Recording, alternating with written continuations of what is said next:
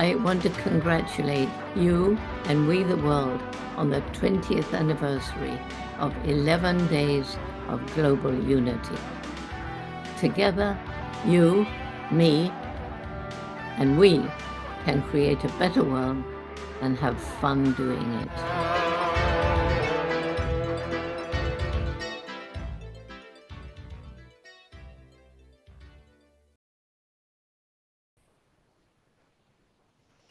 Welcome to the 11 Days of Global Unity Summit and celebrating the 20th anniversary of 11 Days of Global Unity. My name is Jana Larson, and I am the Human Resources Director and a coordinator of the Economic Justice Campaign of We the World, as well as many other things for We the World. Today, I'm excited that we will be joined by Shannon CrossBear and Jamen Shively, who will be talking about interdependence. For the full 11-day schedule, you can register for free by going to we.net, and you can see replays of the recordings. You can also make a contribution to support We the World by going to we.net, and we thank you. Now let's bring in my co-host, Rick Ulfik. Rick Ulfik is the founder of We the World at we.net and the co-creator of 11 Days of Global Unity. Welcome to the broadcast, Rick Ulfik. Thank you. Thank you, Jenna. And thank you all so much for joining us. Welcome to the annual 11 Days of Global Unity Summit, featuring visionary leaders and activists working for people and the planet and a world that works for all. Our summit panels on each of the 11 summit themes range from unity to environment to human rights, freedom, and peace. I and we are deeply grateful that you are helping us to celebrate the 20th anniversary of 11 Days of Global Unity. Before we bring on our extraordinary speakers, I want to acknowledge some of our amazing partners who we support and collaborate with during 11 Days of Global Unity and all year round. The UN International Day of Peace NGO Committee, the UN Summit of the Future, the Unite for Peace Coalition, which includes Unity Earth, Peace Week, the Sign Network, One World, We the World, the Deep and Rapid Transformation Convergence at Cathedral St. John the Divine, Pause the World in Times Square, and Pace e Bene, Nonviolence Campaign and March. What an amazing movement representing literally millions of people working to achieve global unity, all working with We the World and the We campaign at we.net. On today's panel, we are discussing interdependence. And now I'm excited that we will be joined by Shannon CrossBear. And hi, Shannon. And before we speak, I wanted to mention some background information regarding Interdependence Day. Each year, during 11 Days of Global Unity, we celebrate Interdependence Day on September 12th. We started in 2002 at the World Summit on Sustainable Development in Johannesburg, South Africa, where our dear friend Angangak Liebert led the delegates in a convocation establishing the annual Interdependence Day. Angangak is an indigenous elder from the Arctic Circle. He's also an advisory board member of We the World. And for the launch of 11 Days of Global Unity, we presented We the World's Global Declaration of Interdependence, which was signed by Dr. Jane Goodall and eventually by literally thousands of others. You can see it by going to we.net/declaration. It is only 11 lines long and was inspired by the Earth Charter, who we partnered with on this. So, Shannon, for me, conscious interdependence is best and I can't say the word, exemplified by the wisdom of indigenous peoples. I'll say it again. For me, conscious interdependence is best exemplified by the wisdom of indigenous peoples around the world. So, Jana, could you please introduce Shannon CrossBear? Well, I'd love to. Shannon CrossBear is a dedicated advocate for gentle healing and systemic change with extensive experience working in both tribal and non-tribal communities across the United States and Canada.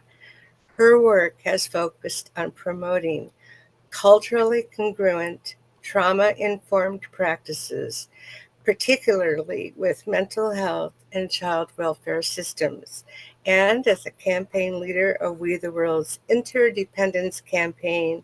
Shannon is on the path of reclamation, restoration, and regeneration. Welcome, Shannon. Thank Welcome to the you. broadcast, Thank Shannon. you, Rick. Thank you, Yana. And later we get to be joined by Jamen, which will be great. So um, first, Anin in Dwe Maganak, Wabagonis Nikishnakas, Minagijagad. I wanted to greet you in the Ojibwe language, Ojibwe Moan. I'm coming to you from the Lake Superior Ojibwe's homelands and want to acknowledge that. And even in that greeting, I think it speaks to our interrelated. I asked you, or I greeted you all in the language as my relatives, right? As my relationships, as those that share this earth walk with me. So I love Rick, it was great to hear about the interdependence, the declaration, and I did sign that declaration. And right before we got on, I always try to center myself a little bit about, especially when we're having these kinds of conversations, because there's a lot of people that are going to be listening and hearing this, and so it's important. What we say is important because even that's related. Like when we give breath to something and we're putting it out there. So I come from a long line of storytellers, and so we understand that stories are there's all kinds of stories told for all kinds of reasons, but when we're telling stories orally, how important it is that we choose, especially on an important subject, that we choose our words carefully. So I always ask for assistance in doing that from those that came before me, and to say it in a way that will benefit those that will come after me on this earth walk. So, and I was listening to what you said, Rick, about the gentleman that was from the Arctic Circle.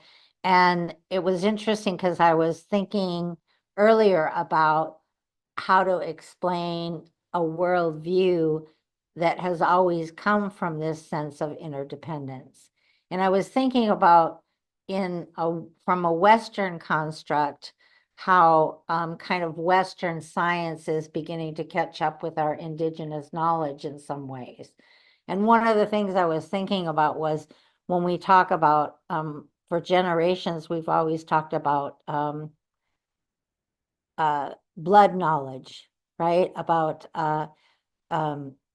that you come from strong blood, or your blood memory is the way that it would translate to blood memory.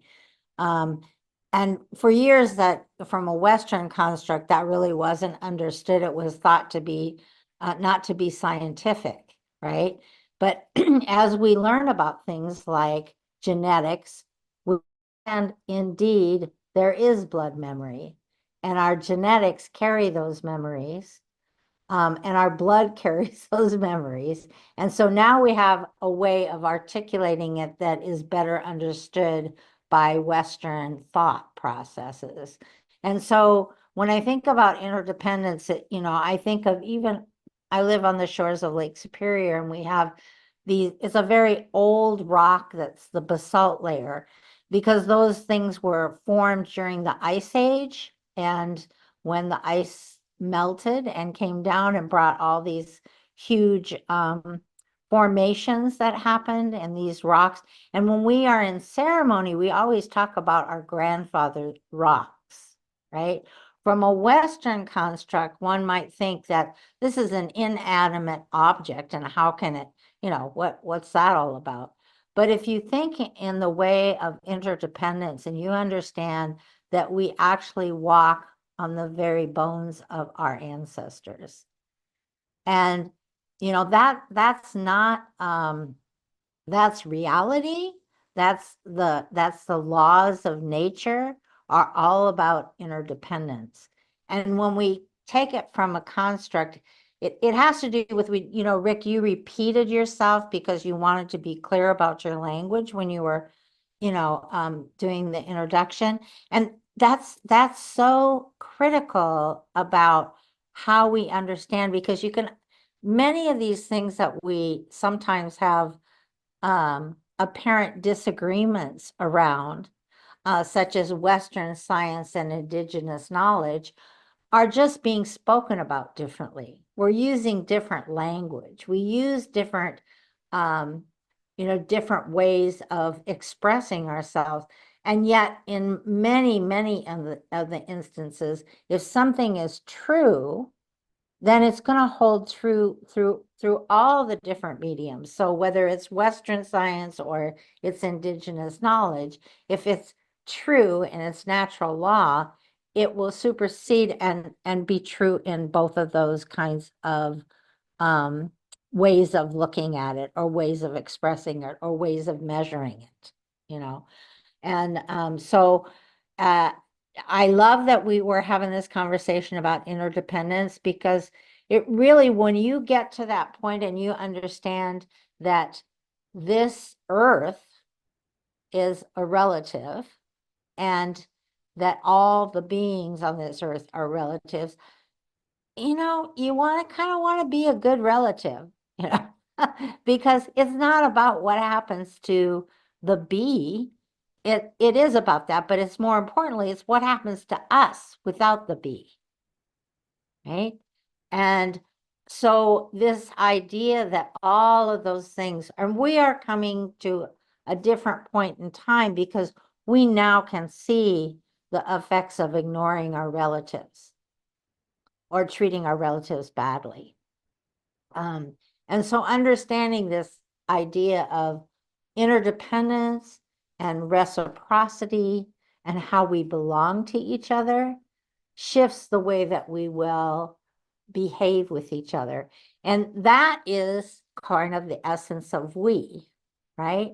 That we collectively, be it the two-legged or the four-legged or the winged ones or the swimmers or the crawlers or the tree nations or the plant nations, we are here together. And this is the whole idea of interdependence. And as people go through these 11 days, I would just invite people to think about, how do they weave together? How does women's rights have anything to do with water rights? how does, and when you can begin to answer those questions and see those connections and understand that, what does freedom have to do with environment? What does environment have to do with justice? What does justice have to do with human rights, right? Just all of the kinds of connections that we have within these 11 days. And that's why the 11 days it is all about interdependence, because each one of those campaigns are things that are woven into how we arrive at a world that works for all. So I'm going to turn it back to you, Rick, but I'm very excited about these days, and there's going to be lots of things happening, and I'm just inviting people to enjoy it, soak it in, be like your relative, the earth, and when the rains come. So thanks. Thank you. It's so wonderful to hear you talking about how everybody is connected in that way. So yeah, let's hear from Jamen Shively. Would you like me to introduce him? Sure. I think that's All right. a great idea. Jamen Shively is a technology entrepreneur, a dedicated humanitarian, an environmental activist, a highly creative thinker, an empath, and an always evolving citizen of the world. He is focused on compassionate and equitable economic standards in the good effort to work on the challenges of our planet. Through initiatives such as community cafes aimed at ending world hunger and People for Cooling the Planet, Jamen's work emphasizes holistic solutions and the integration of social, environmental, and economic systems to transform life on Earth. And he proposes a declaration of interdependence. That's great. And there are so many of them, aren't there, Jamen? And we're very excited to hear about your Declaration of Interdependence. Thank you, and welcome to the broadcast, Jamen Shively. Thank you so much. And I'd rather not be alone here on the screen. Come back, Shannon, if you'd like, and and Rick and Yana and Birgit, just so we can have a conversation. I'm all about conversation, and in fact, we'll Okay. let's make it a conversation. And Okay. in terms of the Declaration of Interdependence, I didn't know that you had such a fine one right up there on we.net. I checked it out, so I think our homework is done in that department. And so now what I see there is to do is to operationalize that declaration in terms of all of us actually coming together, right? The community cafe that later evolved into food healers is all about community coming together, and we put on big events where we produce massive amounts of plant-based stew, and we just feed everyone for free. I show up and sing Spanish love songs, and we just make it quite a party. So for me, we've put a lot of energy into that because that really brings us together. Now, another way in which we're coming together is in conversation, and that's why I invited you all back here. And I believe very firmly in that for humanity to further, I'll just say operationalize, I'm not crazy about that word, but put into action, let's put it in those terms, to put into action our interdependence. The way I see it, our species, and I loved what Shannon said about story and language, coming from a long line of storytellers, we first get inspired into action through story, and conversation precedes action. And this goes back to the very beginning of our species, however many hundreds of thousands of years ago. We would first come together and talk and share stories and share experiences. and then say, okay, well, what are we going to do tomorrow? Let's figure it out. So going from stories and conversation into plans, and then from plans into action. And in terms of the arena of action, that's been articulated beautifully by all of you, and the Declaration of Interdependence that you have. And so what there is to there are so many things that we need to do, that for which we need to apply ourselves and our tools and our knowledge, our technology, dare I say, technology. For example, we have the People's Forum for Cooling the Planet, to which everyone is welcome. We meet every Tuesday. Yana has blessed us with her presence, and we meet every Tuesday starting at 11 a.m. Pacific time on our Zoom meeting. And so that's one example of where we're coming together to figure out exactly what we need to do to cool our planet. And I believe that, like the People's Forum for Cooling the Planet, we need a whole vast, unbounded network of conversations spanning all realms, all topics, all crises of our polycrisis, all of our opportunities for coming together and working together. And through that network of conversations that's hyper-connected, we can really come together again, first in sharing stories and building plans, and then putting those into action. So I think a fundamental layer of interdependence is interdependence in conversation and interdependence in story, and coming up with a new story for humanity.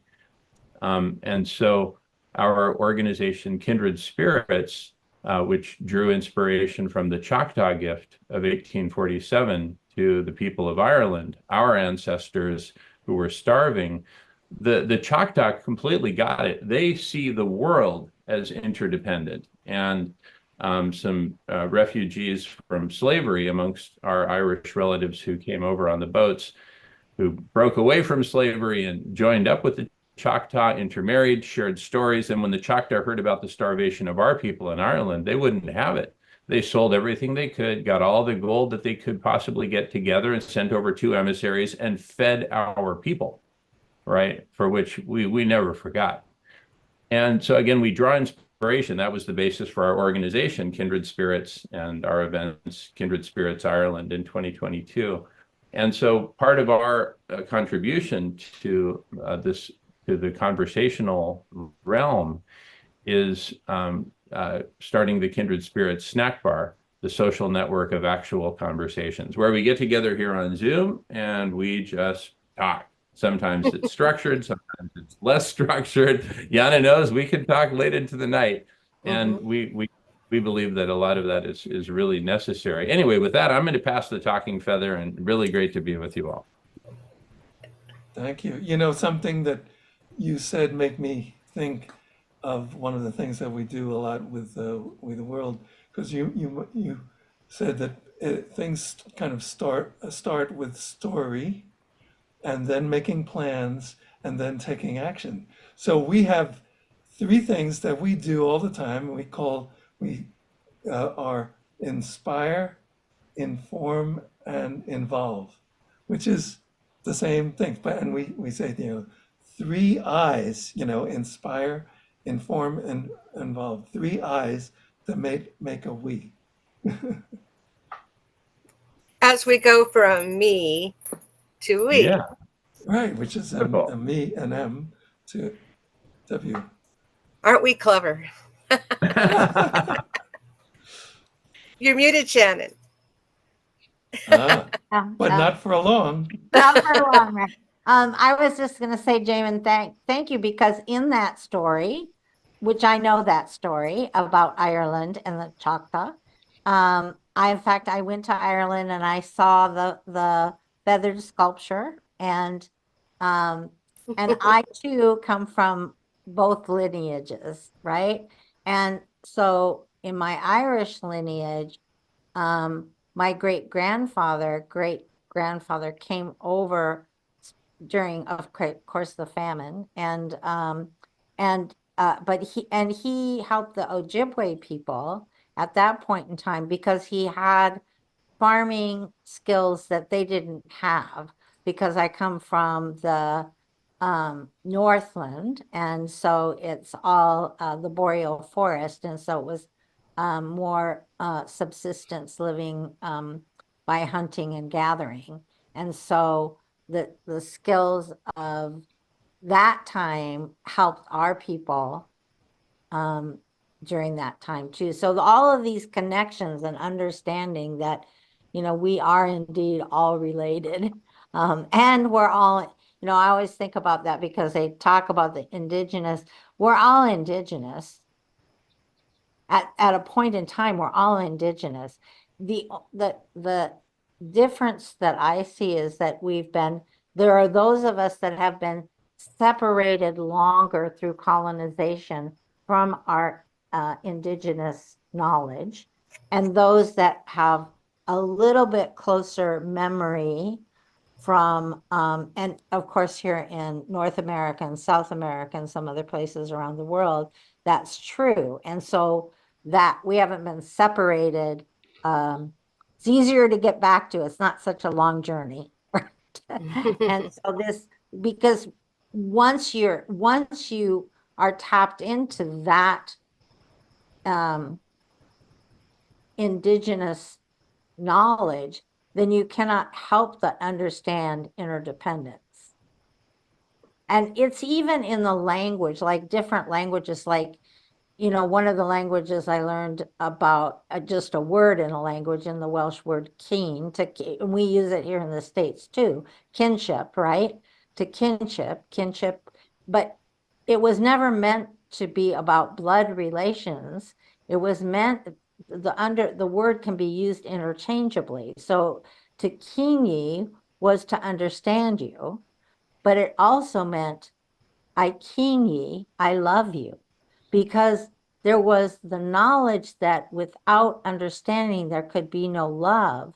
And without love, I mean, automatically, if you love something, you will, come to understand it. And if you understand it, you will come to love it, kind of. So that interchangeability and what those things actually mean. And that's another reason why, the beginning of this discussion, I used the Ojibwe language, because those things in our original languages were embedded.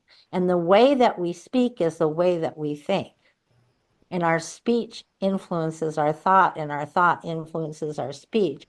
And once you do the speech and the storytelling, you have now moved it into this plane, right? You moved it into a physical, because there's breath to it. You've moved it into the physical. And that's why it was so, like my granny, one time I went in and I was trying to get some information from her. And I had a tape recorder with me.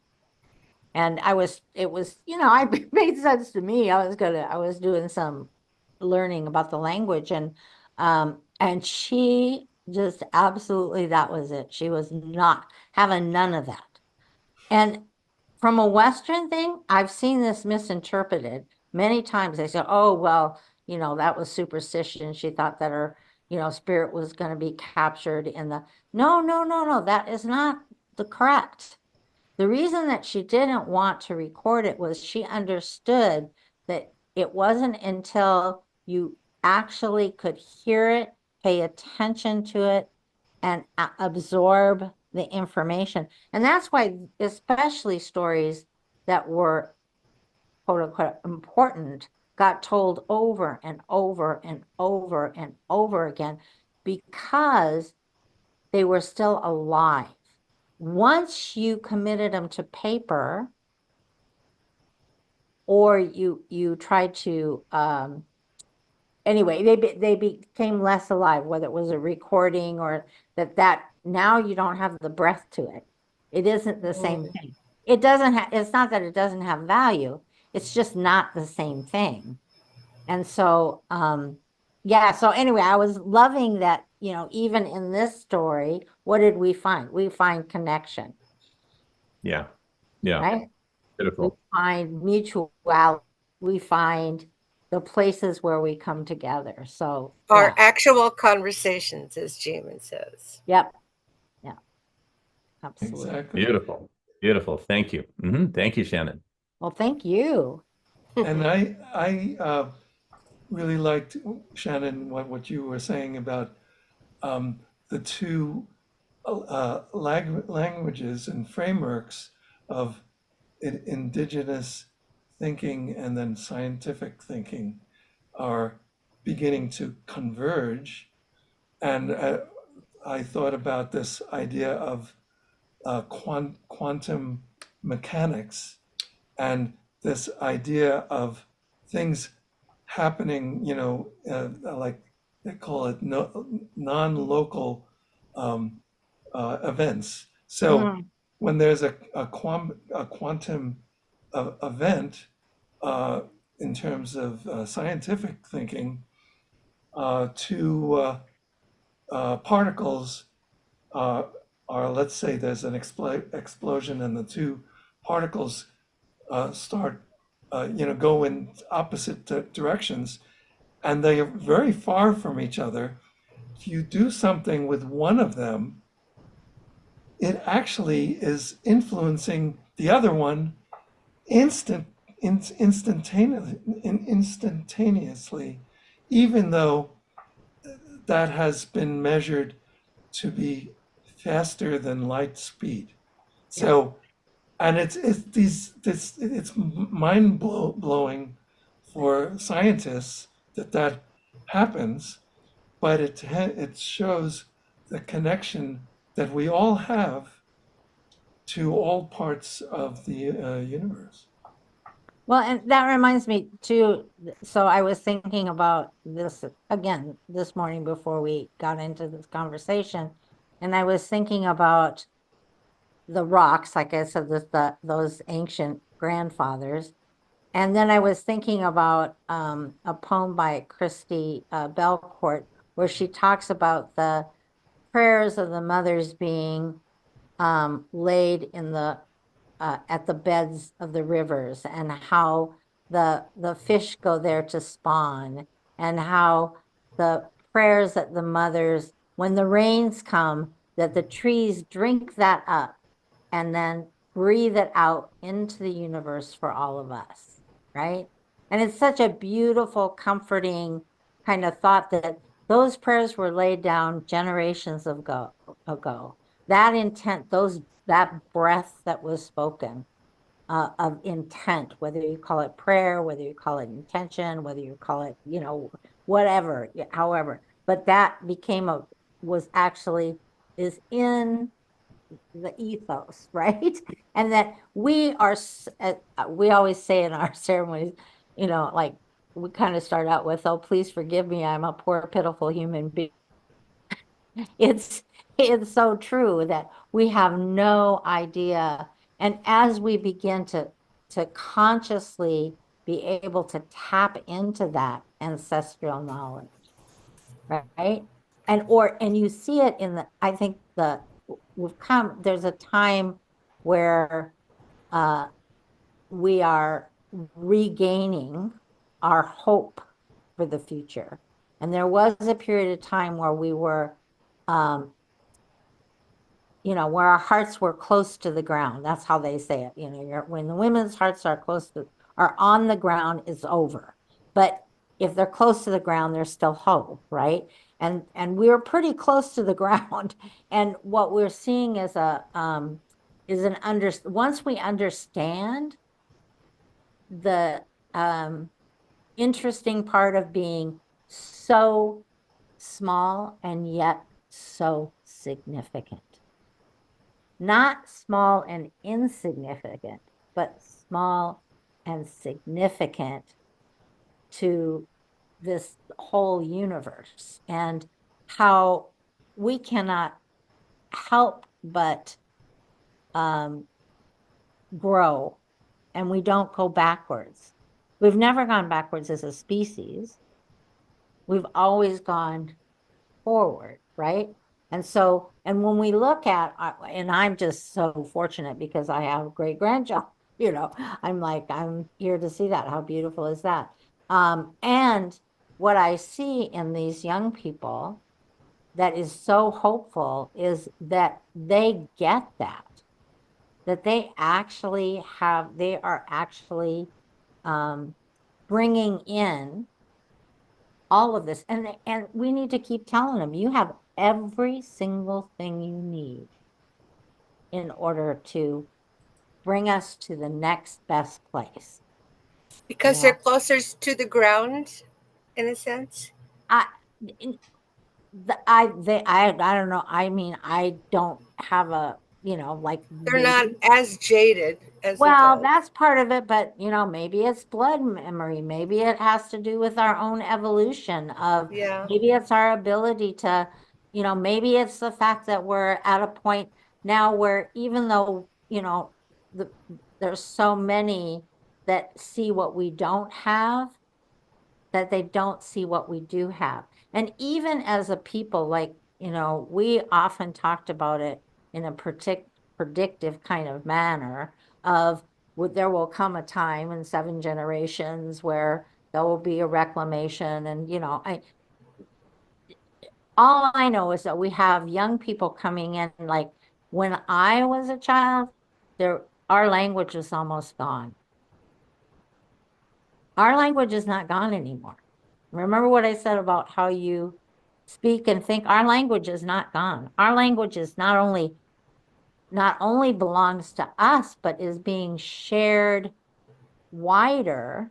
And so there's more Ojibwe-Moan, there's more speakers, there's more people thinking in those thoughts. And whether it's the Ojibwe language or or Lakota or or any other or Gaelic or any of the other kinds of indigenous long-term languages, you'll find very much that same kind of thought pattern that goes with that. Words that you can't say, words that just don't exist.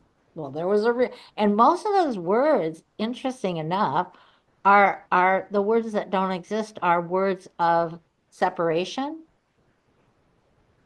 Well, they're practically impossible to say. Well, I'm trying to learn it, right. and it's like so not phonetic, and it's just like, oh my gosh, why even put these letters together? Because they don't even sound like that, but Yeah. they Well, work. no words. So the fact that there's no word for goodbye, or the fact that there's no way to swear, or That's interesting. there's no way, that's because if you don't think of this life as temporary, like there's an ending to it, what Granny said when she put her head down on the table and died. Wow. And she put her head down on the table and she said, "That's the end of my story."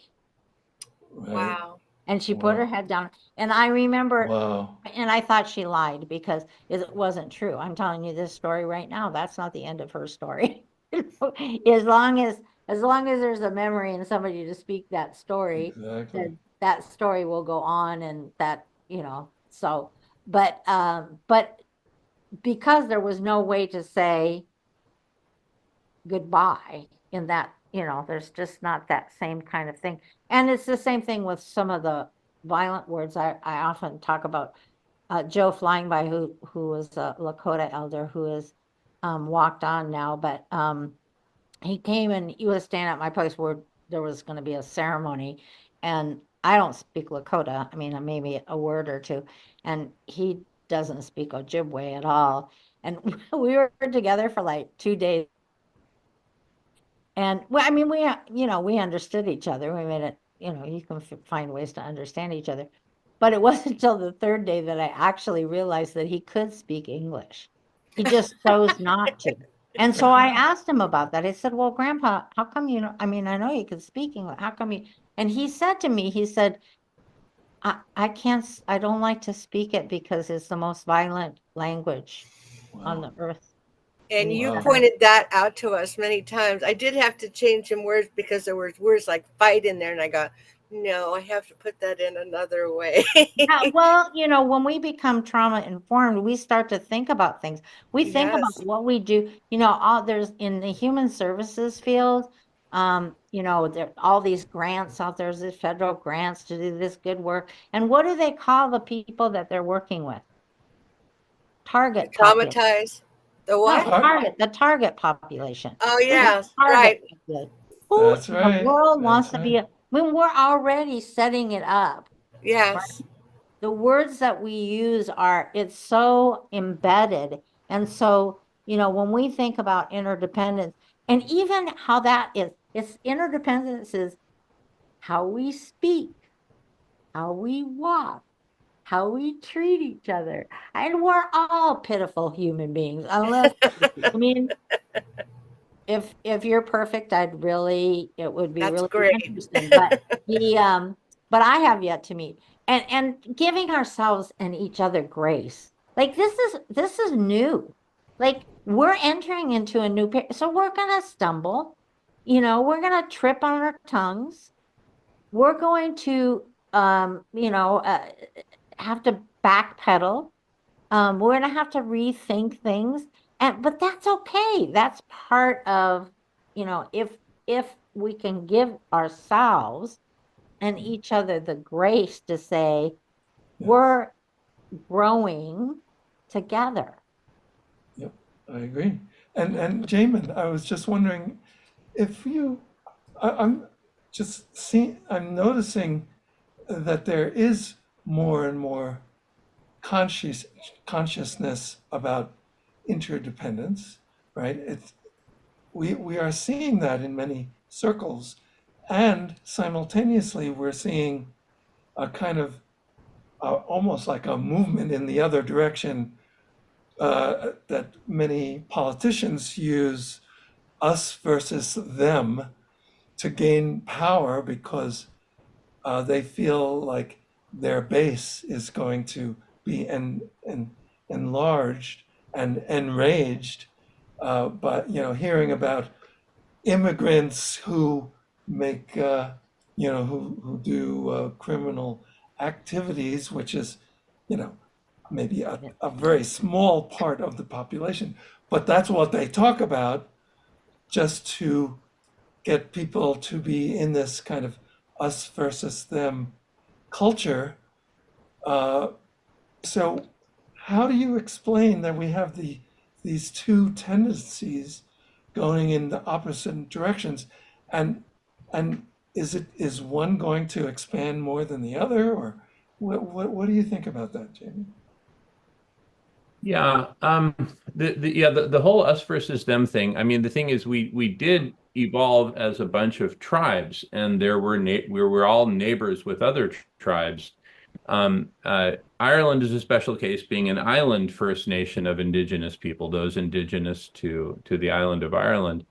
And but generally speaking, until we got colonized by the British, who got the colonization bug, colonized people colonize people, and then it spread from there. But the Irish never colonized anyone, which is an important exception. However, but back to the general principle that we always had borders, and I'm inspired by the writings of Irish American Daniel Quinn from the 90s, Ishmael, Story of Ishmael. I loved his work. Good, I'm good. reading that. So he talked about how, occasionally there would be a skirmish or something like that, and but it never got to the point of genocide in the Americas. This whole thing of genocide is a completely foreign concept to the Irish and to those of Turtle Island. And but skirmishes did exist, and boundary setting to some degree did exist, and but it never went too far until the colonizers from Europe came. And so these younger brother, younger sister, who sisters from continental Europe and from England, who got the colonization bug, we need to take them under our wing and share with them that no, we are not separate. We are really all one. And back then they had their own indigenous tribes and territories that didn't go too far until somebody went too far, and then it became like a virus. So my colleague James Desmond from Cork City, Ireland, very near the sculpture that you saw, he was staked in 2023 by Chief Phil Lane Jr. and the Mayan chief Alexis at the union of the eagle, condor, quetzal, and hummingbird at the Mayan temples in Palenque to build bridges to the original peoples of Europe and to begin this process of healing. And so, again, it all goes back to conversation. And I believe that we have this beautiful opportunity now that we have the tools of Zoom and high bandwidth internet and whatnot, that our dream is that we build a network, a planetary network of conversations and come to know each other, through this medium. I know the three of you through this medium, right? We haven't met in person yet. I look forward to the day we do. And in the meantime, we have this beautiful connection, this way to share stories face to face. So let's use it. Let's build this unbounded network of conversations so that we can get to know each other, both, in terms of our words and our thoughts, but also, as Shannon said, our hearts, our beings really connect with each other and form this network of love and connection and caring and cooperation, and build on the beautiful examples of the Choctaw, the Lakota, and the many First Nations, and get back to our roots, right? And get back to the root truths that we are love and that we are part of this beautiful Mother Earth, and that we retake and regain our position as the caretaker species, caring for each other and caring for all species and ecosystems. And we're connected. Yes. Very connected. Somebody I knew a while ago said, well, you don't really have any friends, do you? And I said, what do you mean? I have lots of friends. He goes, well, I mean, a friend is someone that you see in person. And I go, that's not how I see it. Not at all. I think I have a lot of friends all over the world, and that's my story, and I'm sticking to it. Yep. So what you're saying, Jamin, maybe fits into what I was thinking of for the final stage in our conversation, which is a call to action. How would you like people to take action? So it sounds like what you're saying, Jamin, is, or you can say it, a call to conversation, right? Is that kind of your call to action? And then we'll go around. Yeah, absolutely.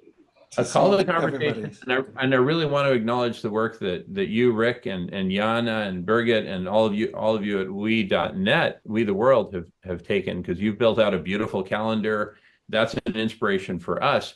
We're building out sort of a more focused snack bar calendar, social network of actual conversations, where we encourage people to snack around, go visit different conversations, check in, say hello. Hey, we're your neighbors from, this conversation over here. And this is how we build out the network, because one of the issues that we face is that, like, if we go to a Zoom meeting, we kind of feel like, oh, we need to stay there until the end, but we need to kind of break out of that and cross-pollinate, right? Get to know, and because if we feel like we need to stay there to the end, it's like, all right, I've already got these 3 big Zoom meetings on my calendar, and they go for several hours, and I kind of have to be there until the end. I don't have room for anything else.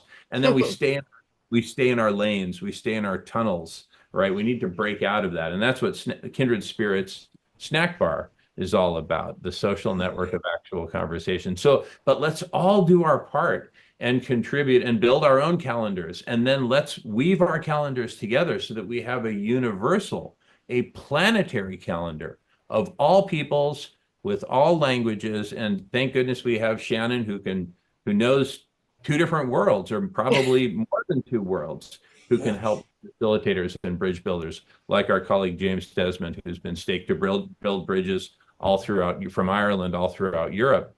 So let's just keep coming together. Our Zoom meetings are open to everyone, and we'd love to have you all. Please come Tuesdays and Fridays. They're very fun. They are super fun. Thank you. Sounds good. And how about you, Shannon, what's your call Well, to I just action? I'm like, here, Jamin. We should all be like crashing each other's parties, so to speak. And that's where the learning takes place, right?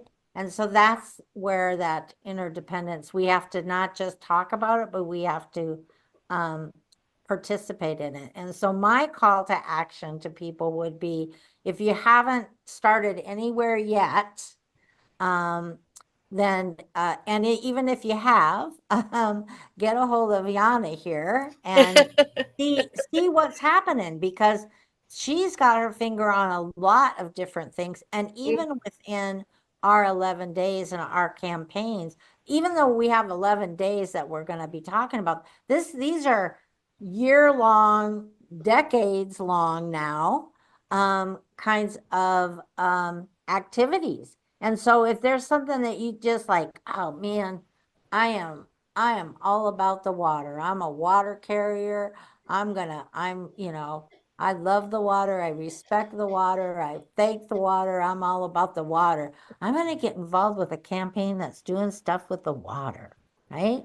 We're all made up of water. it's something we haven't. And if we know we can change water at a molecular level, then we can change each other and ourselves, right? So so all of that. So my invitation is to celebrate who you are, hold hope in your heart, and start joining the parties. Because we're gonna get Excellent. this done. Thank you. And you, Jenna?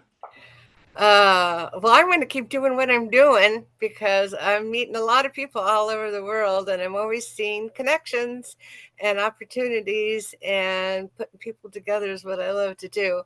And I still have another idea for you, Jamen, so we'll work on that. That sounds good. And it's amazing with Jenna. She's so interested in people around the world. She's actually studying. It's like you're up to like 15 or 16 different More. languages. It's more. Oh my Yeah. God. That's beyond belief. That's amazing. Unfortunately, I forget it French, day to day. yeah, well, French I can get by on, but Oui, that's un about peu, it. yeah. And in terms of my own call to action, we have these 11 campaigns. They're designed to be a blueprint for global transformation, and they were agreed upon by the launch partners of 11 Days of Global Unity, um, and they range from unity to, all the ones that people know, and human rights and environment and children and women and peace and disarmament. And ultimately, each of those becomes a pathway to connection to the whole, we, right? We, and as you always say, Shannon, it's we is not just people, and it's not even just animals and things that are alive, or actually everything is alive is the point, right? So it's an expanded concept of we that includes the mountains and the rocks and ecosystems as well And as, even spiders. and even spiders. So so Jana, do you want to Oh, take us yes. home? All right, yes. Take Well, take us home with you.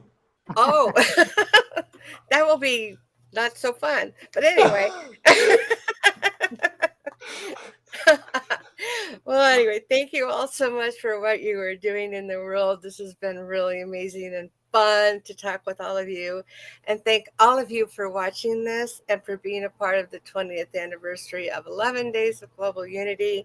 Please go to we.net to get involved and even make a contribution if you want. Rick, you've got the final word because you're the Okay. boss. Well, I think this has been a wonderful conversation. Thank you for being part of 11 Days of Global Unity and the 20th anniversary summit of 11 Days of Global Unity. And it's all about we, right? So here we go. So let's see if we can go from a me society to a we society. It's all about we and we.net. And so together we can create a world that works for all.